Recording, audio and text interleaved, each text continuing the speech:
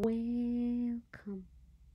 Today we are going to identify 7 promises that the Israelites made before Ezra during the renewal of the covenant.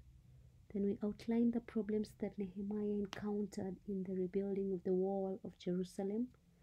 And lastly, we put down problems faced by church leaders in their work in Kenya today.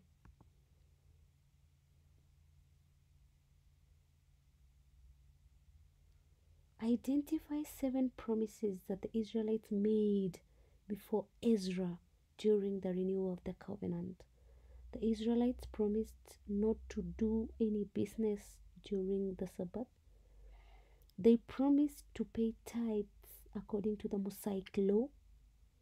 They would cancel all debts owed to them by fellow Israelites.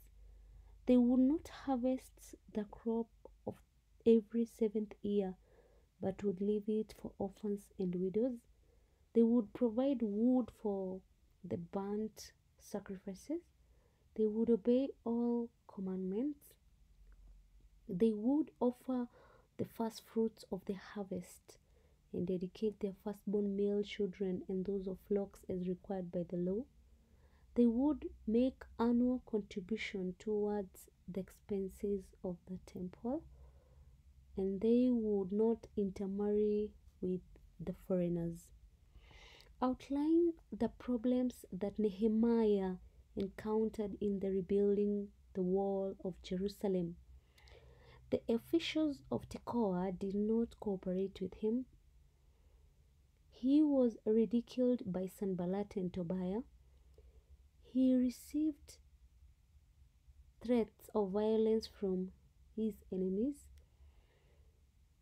A trap was laid to derail his mission of rebuilding the wall. There was a plot to kill him. Insecurity from enemies. False prophets tried to discourage him. Opposition from the Jewish nobles, and false accusation from his enemies. Write down problems faced by church leaders in their work in Kenya today. Opposition from political leaders, or rather you can just say opposition from the society in general. Lack of cooperation from the members of the church, or that you can just say there are cultic affiliations. There's also hypocrisy, black magic, or rather witchcraft, misinterpretation of the scriptures, drug abuse among the members, lack of adequate time for pastoral care, poor infrastructure that makes it impossible to reach some areas, insecurity in some parts of the country, lack of resources to enable them spread the good news, or rather you can just call it poverty, lack of professional training to enable them to do work effectively. There is also permissiveness in the society, or you just call it moral decadence, negative influence from mass media, or rather there is pornography. Did you understand? Kindly let me know in the comment section below and what video I can look at tomorrow. Thanks a lot for subscribing and listening to me. God bless you.